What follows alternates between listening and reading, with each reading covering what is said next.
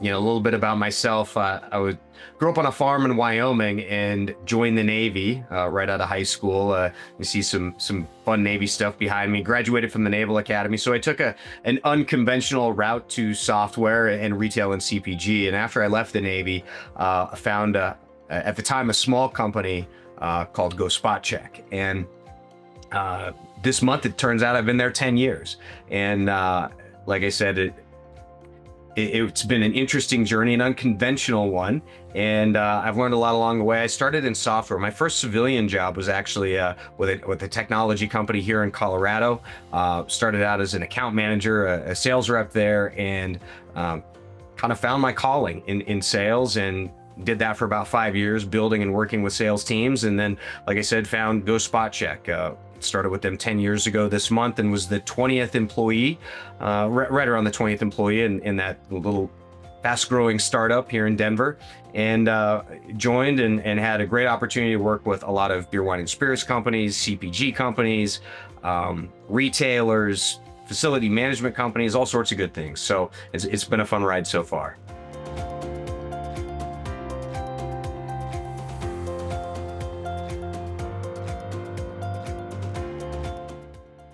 Yeah, when you look back at the history of GoSpotCheck and the way the company first started out way back then, what we were trying to do at the time was really automate and optimize a lot of the activities that were being conducted at retail by CPG companies or retailers themselves.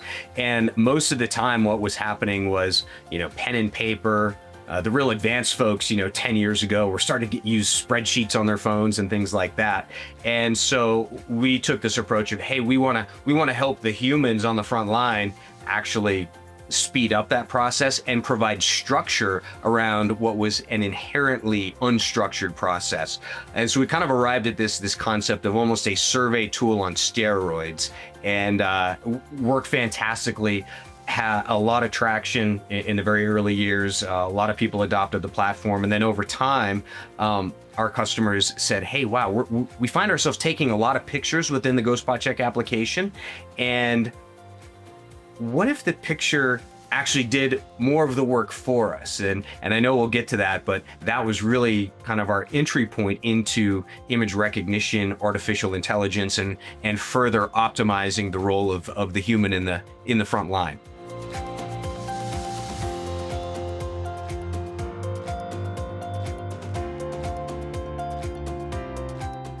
Yeah, AI and AR are hugely transformative in the retail landscape, with CPG brands, manufacturers, brokers, and retailers. And again, as I mentioned, we started out as this really efficient survey tool, and we've maintained that standpoint, that approach, as we want to help the human on the front line do a better job, do a faster job. And what we found over time, and how we're helping automate a lot of those activities and processes today, there's a lot of repetitive work that happens if you are representing a brand, or if you're executing on behalf of a retailer. Maybe you're setting up a display or checking out of stocks. A lot of repetition, a lot of repetitive work that can be automated or moved along a lot faster. So using things like image recognition, computer vision, artificial intelligence, we're helping automate that by scraping all those data points through a simple photo that somebody in the front line can capture. When you think about augmented reality, that speeds up that process even faster. So almost think of a magic wand in front of that shelf, and having augmented reality start to scrape those data points and the number of facings and out of stocks and things like that, and give you almost instantaneous feedback about how that shelf may need to be corrected, or what you're actually seeing, or price points. And there's a number of different things we can get into. So it's really about optimizing and speeding things up in an objective way, right? Where there's kind of no room for error. Nobody's got their thumb on the scales, things like that.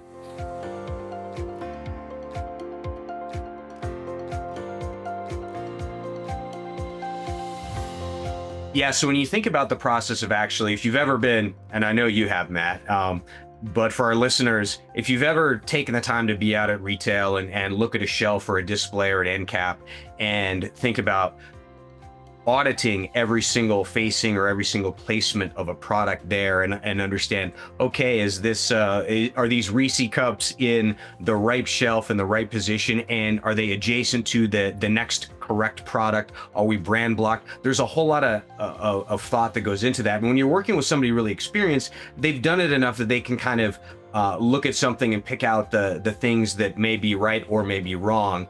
But you do that at one store, and then the third store, and then the seventh store for the day, and human nature, we start to get tired, we start cutting corners, and that in itself becomes an inefficient, error-prone way to actually look at planogram compliance. So what our platform actually does is give the user the opportunity to take a look at the planogram that they should be assessing and actually capture the realogram of the shelf, and then have automated KPIs returned directly to them to make sure that the user or the person in the front line understands exactly what they need to do to bring that shelf or that planogram or that end cap back into compliance. Maybe they need to restock something, maybe they need to move positions of something, maybe need to adjust the pricing of a product. So there's multiple layers within that capability stack that we're helping support that end user.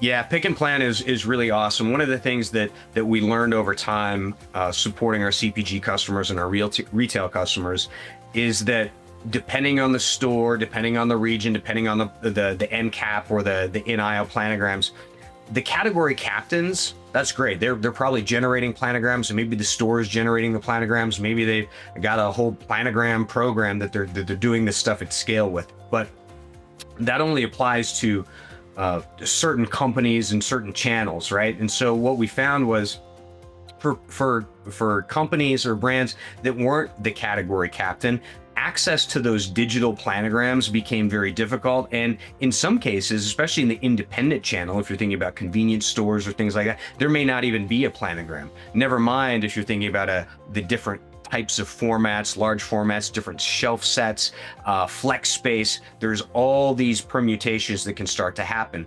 And what's interesting is that the people on the front line, on the ground in those stores, they know generally what should be done.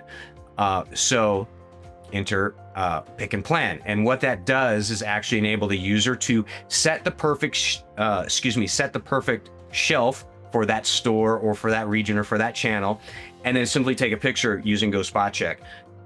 The artificial intelligence, computer vision in GoSpotCheck recognizes everything in that photo, all the way down to the SKU and the position and the shelf in that photo, and then you're able to create a space planning file with one click.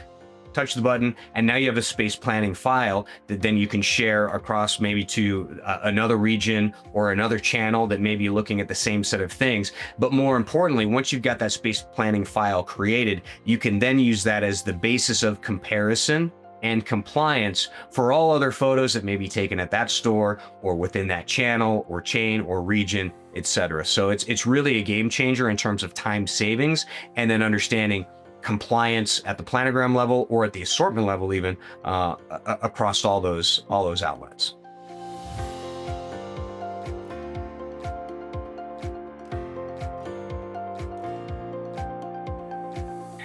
Yeah, sometimes organizations and as humans, we all fall kind of prey to this, and it's being overwhelmed by data, and nothing can really replace getting out there and actually seeing what the conditions are on the ground, let's say. So leaders have access to a ton of data. I don't think anybody today can make the argument that, I don't have enough data, right? What most people are missing is the right context and the right analysis of that data. And so what we do, the huge gap that we fill, is that visibility around shelf execution, about the conditions of the shelf. Because it's one thing to understand if maybe there's an invoice out there, that there's a shipment from the DC to the store, and it's there, right? But what you may not know is, okay, did that actually get brought out of the back room and placed on the shelf.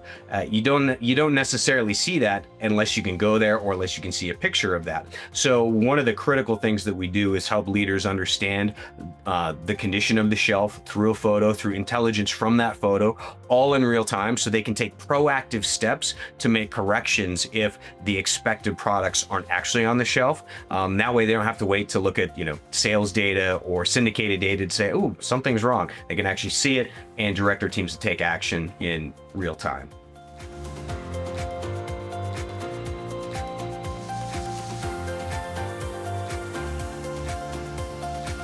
Yeah, you said it. Believe it or not, a lot of organizations are still out there with those spreadsheets, manual tracking. I've even talked to somebody the other day that was still doing this stuff on, pen and paper, then transcribing it to a spreadsheet at their laptop later on. So, one of the powerful things that the platform provides is just an easy to use and a familiar tool for the workforce to actually document the work that they're doing on the front line. I like to tell people that a mobile app's got to be Instagram easy, right? Especially for the generation that is entering the workforce now, right? People expect easy to use tools that help them do their jobs, not present obstacles to doing the job, right? So we do a lot of user testing for any major releases that we're planning to launch in the GoSpotCheck application. We make sure that we field test that, we get in the hands of real users before we launch a major release. And I would say those native mobile applications you can operate with one hand. That's really where it's at. So it's about taking photos and reducing the number of clicks that somebody has to take in that mobile app. We really want to drive that lower and lower and lower.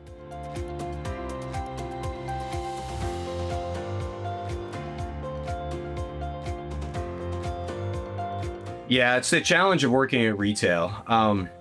You're hit with dozens of different priorities and taskers and things every day, right? Most of the time, that's coming through maybe a phone call from your territory manager or your district manager. It's probably coming through in email, maybe your morning stand up or the morning call with the district team. And so there's a lot of avenues that priorities are being delivered or fired at you, let's say, on the daily basis. And so one of the things that GoSpotCheck helps is streamline and centralize that method of communication in a very easy and let's say a prioritized list of things that need to be done that enables a user to actually execute their job kind of in their flow of work. And rather, I should say, allows them to document execution of the work that they're doing in the flow of work, rather than saying, okay, I did this thing, now I have to go type it up and report on it.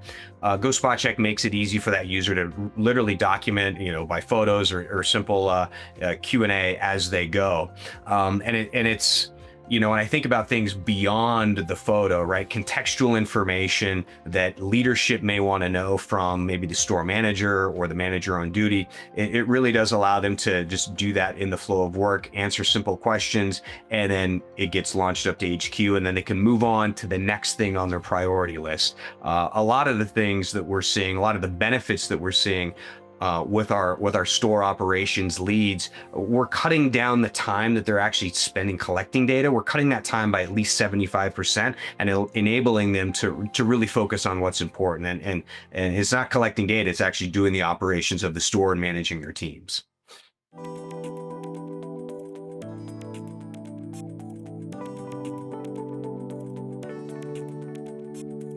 Yeah, data is king, right? And being able to get the right data sources into a retailer's data lake, and that enables them to kind of look at the whole picture. And so, from a technical perspective, we've got all sorts of tools at our disposal to support retailers with data, whether those are APIs or SFTP file exchanges. There's a host of things that we're able to support them with.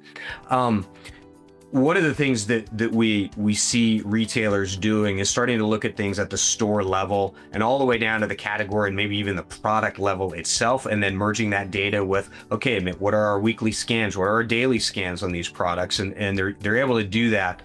They're able to use that store level execution data. Let's take maybe a manufacturer funded program like an end cap around, we've got St. Patty's Day coming up. We just had Valentine's Day. Manufacturers spend a lot of of time and money and resources funding those programs. And one of the things that retailers can do is actually document, understand execution, all the way down to the time that it was executed, the duration of it, and what products were actually on the shelf. And so they can help have a better data-driven conversation with those manufacturers about what they're actually seeing.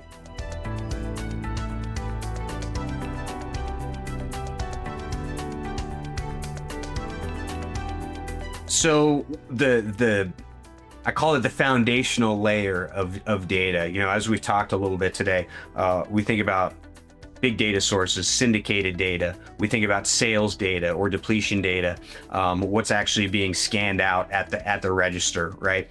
A lot of the time, those are lagging indicators about what's actually happened at the shelf. And maybe what happened at the shelf was a really good thing. Maybe it was executed well. Maybe it was a bad thing. It was executed poorly. But you don't see that in your lagging indicators. One of the things that GoSpotCheck does is provide you a leading and qualitative indicator to help a retailer get their arms around, okay, what's actually being done at the shelf, whether it's a planogram execution, a seasonal reset. And we're really bridging that gap in terms of qualitative leading indicators versus those performance indicators that maybe are lagging in nature.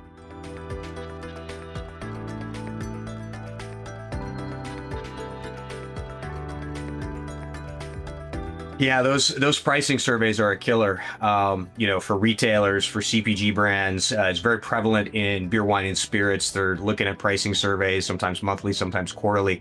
And the very first thing that we do there is help people cut down the amount of time that they're spending on those pricing surveys, because we're capturing all that pricing through a simple photo. So when you think about the process of doing a full category pricing survey, auditing every single SKU, you're probably using a spreadsheet. At least, hopefully, if you might be doing this manually on pen and paper. And so that process in and of itself, if you're doing it in that way, like a spreadsheet, it's very, very easy to get a price point incorrect. Or maybe if something is $12.99, maybe you misplaced the decimal point and it's $129.99, and that leads to bigger errors in terms of averages and means and medians, things like that. And so it's really twofold. If I had to boil it down, it's really two things. It's one, it's fast for a frontline user to simply take a picture of the shelf. And again, all of that pricing data, those price tags are being scraped off the shelf with our AI. And two, it's objective, right? Meaning that it's very, very, it's going to do a much more accurate job than I will as the human, especially when I'm on my fifth store for the day doing a pricing audit. So it's fast and objective, and it's sure easy to take that picture.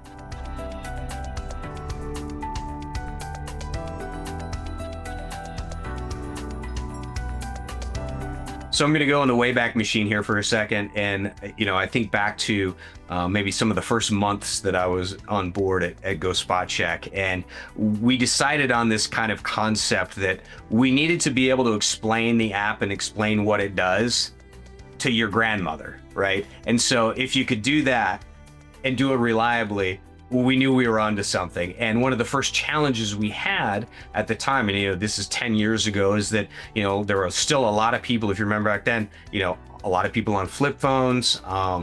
Depending on the segment of industry that we were working in, the workforce maybe wasn't millennial or Gen Z, but it was some of the boomer generation. And one of the things that really drove us to be innovative about reducing the number of button clicks was just a lot of ride-alongs in the field and watching how people interacted with our mobile application. And so through this series of user testing and seeing what it was like to be out there in the field and doing the job of a retail store manager or a brand representative for a CPG manufacturer, we were able to make sure that we had a really streamlined, easy to use native mobile application that, again, you could use with one hand. Initially people were thinking about, well, hey, I could use it on my tablet. Yep, you could do that. Tablets typically take two hands to use. We wanted to make sure that we optimized the form factor, that if you wanted to use it on a tablet, great, but you should also be able to use it on just a regular mobile device, just a regular phone, and operate that thing with one hand. So there's a lot of work that goes into it. We've got some amazing designers at GoSpotCheck both on the aesthetic side as well as that user experience side. How does a user actually use this? And we spend a lot of time there focusing on getting it just right.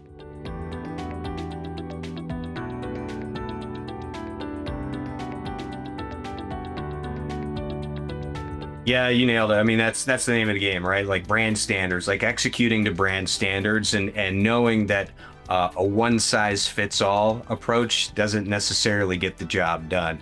And so we talked a little bit about the differences in formats, even within a single chain, right? You might have, large stores that are, 90,000 square feet, all the way down to some more like kind of local community stores that are maybe 20,000 square feet. And of course, the planograms and shelf sets and standards of execution may differ. And so what we see a lot of retailers doing, and maybe we'll talk about this a little bit later, but what are their kind of, I heard it phrased the other day, they're non-negotiables, right? So regardless of the store format, what are those non-negotiables that we must be executing to? GoSpotCheck actually supports that, as well as kind of this unique localized flexibility, let's say. Everything in the application is GPS based. So the user actually gets the right contextual tasking for their specific store, including kind of those corporate directives, the non-negotiables, as well as the more localized nuances that, hey, maybe I don't have a 50,000 or a 90,000 square foot store. And if that's the case, then only this subset of questions appear for me. And that's what I need to execute on.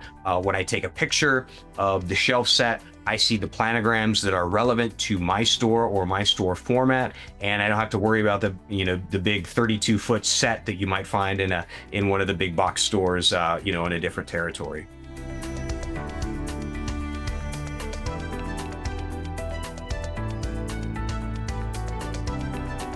One of the things that was kind of most fun to work on or most interesting for me is we were working with a retailer here a couple of years ago, and they implemented just a basic store check. And we're not talking anything fancy like image recognition or planogram compliance. It was a basic store check, and what it was focused on were things that presented either a problem or a hazard to the customer experience and or a hazard to the employees themselves. And so they simply took pictures, and in this case, one of the things they were taking pictures of was electrical outlet covers and fire extinguishers. That was it. And their directive was to take a picture of things that were broken or out of compliance in terms of inspection.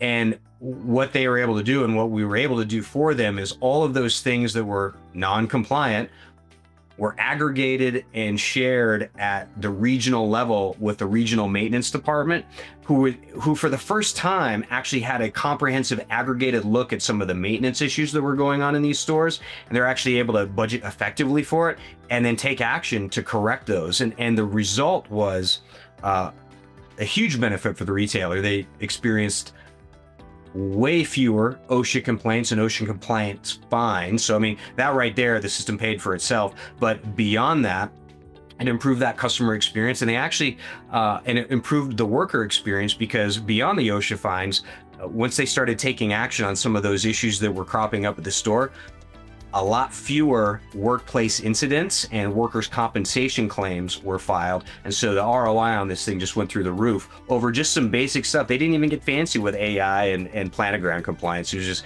kind of table stakes, block and tackling, as I like to say.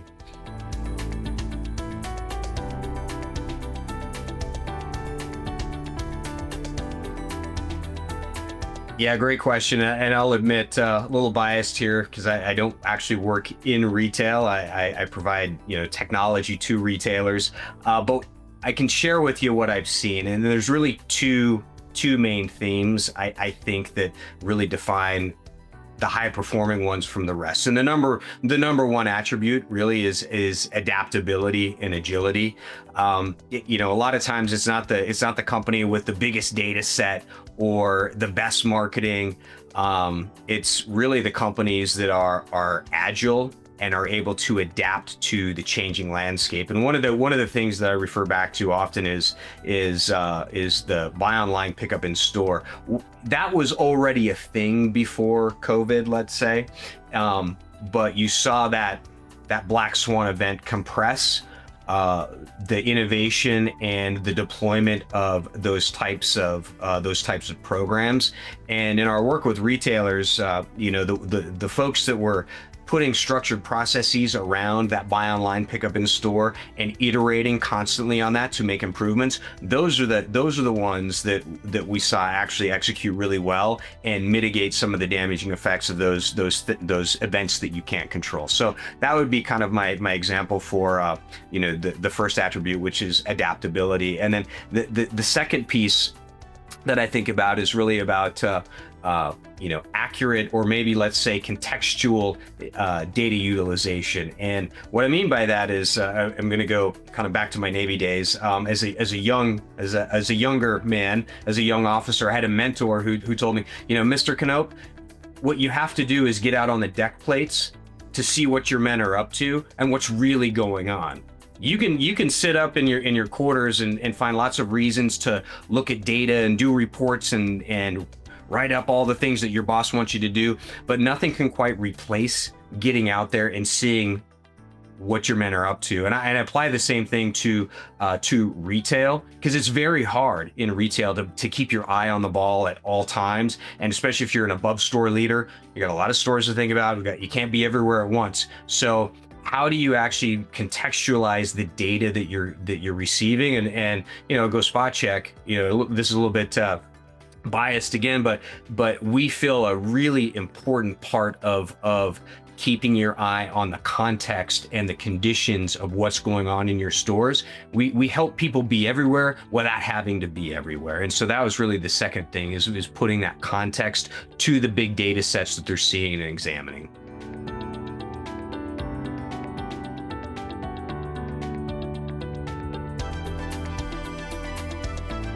There's a lot of things that they can impact the efficiency of a retail operations team.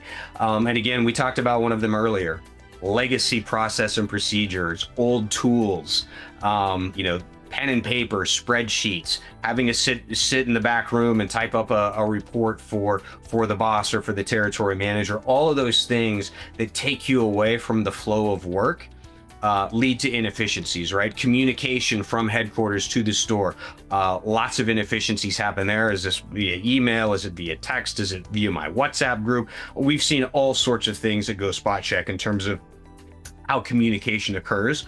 And again, one of the major roles of GoSpotCheck is helping streamline and centralize a lot of that communication to the store, as well as from the store to headquarters. And so it's not just about watching what the store is doing, it's about giving the store a structured and effective way to say, you know what, HQ, I'm having trouble with this particular initiative and I'm flagging this for you, and it all happens in one system rather than having to go make a report on email or pick up the phone and call the boss.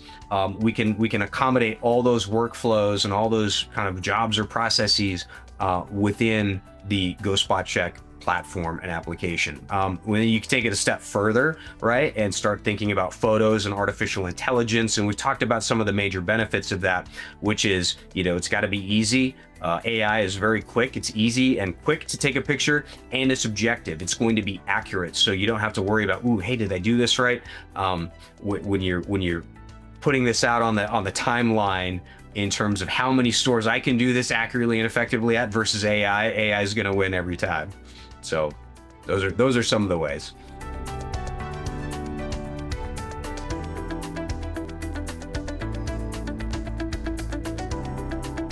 Yeah, there's a lot here to unpack, right?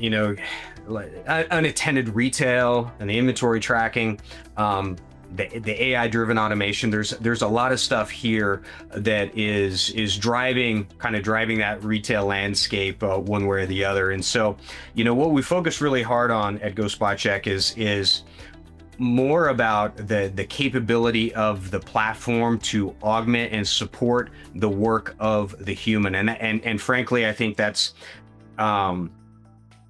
where there have been some misses in the industry, right? Is that we've taken, there are some organizations that have tried to take the human completely out of the mix, right? And in some cases that's been okay. In some other cases it's been been really bad. And what we're trying to do at GoSpotCheck is give a technology, regardless of form factor, whether that's a phone or a tablet or an autonomous device, to enable the decision-making process of the human. And we're doing a lot of that through artificial intelligence, computer vision, image recognition. Augmented reality is another big thing that we're very excited about, and having some really promising R&D results on that. And we're going to be making some pretty cool releases here in a few months. And so, it's really about understanding, that a retailer's biggest asset, right? And that's still the humans that are in the front line in those stores. How do we continue to support them? Because they're the ones that are out there still making changes, making adjustments to pricing, making adjustments to the shelves. They're where the rubber meets the road. So our focus has been, how do we help them?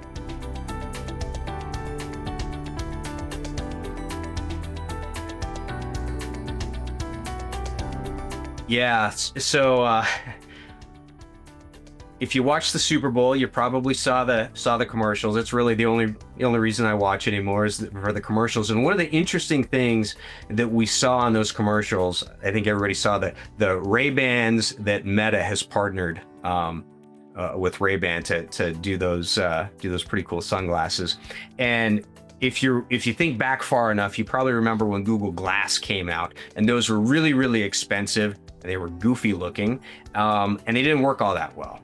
And fast forward to today, so you see an entirely different form factor, a transformation that actually takes the phone out of the user's hands, and now it's right here in the eyeglasses. And so I think about transformations like that again isn't replacing the human being. It's about supporting and augmenting the human being to still make decisions about the millions of data points that we have access to every day. So again, we're thinking about things like augmented reality. We're thinking about large data, about our integration with key partners. And on that note, one of the other things that we're doing to prepare to continue to support the retailer customers that we serve is that, we're really proud of some of the partnerships that we've created with Salesforce and Google. We had the great opportunity to kind of co-exhibit with Google at the National Retail Federation show in January. And a lot of that was really focused on their new Pixel devices and how GoSpotCheck is actually leveraging augmented reality through those devices. So there's a lot of really fun, interesting things that are here now. It's not looking ahead in years. They're here right now that we're taking advantage of. I could go a step further and talk about some of the work that we're doing with LLMs in terms of onboarding, and when I say onboarding, product recognition within our artificial intelligence models. So there's a lot of cool things that are here available right now that we're taking advantage of.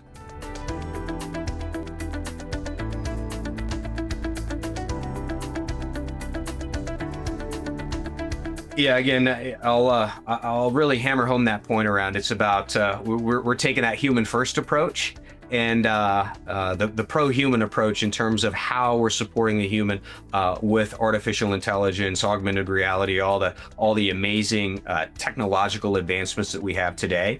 And one of the ways we see that evolving, right, is again the form factors. Maybe it's phone, maybe it's glasses, maybe it is a robot. We're not really sure where that's going to go, but what we do know is that people want it faster and more accurate and better and more predictive, right? And so based on this really hard to find data, right, which is shelf execution data, there's a lot of other data sets out there around inventory, around trends in industry or in particular product categories, that when you start looking at shelf execution and think about combining some of those other data sets, you can start doing some really cool stuff with predictive analytics, recommendations on what should be there versus shouldn't be there, recommendations to swap out products. So I see us taking a front seat in that evolution of how we're going to optimize and help people optimize the stores in the future.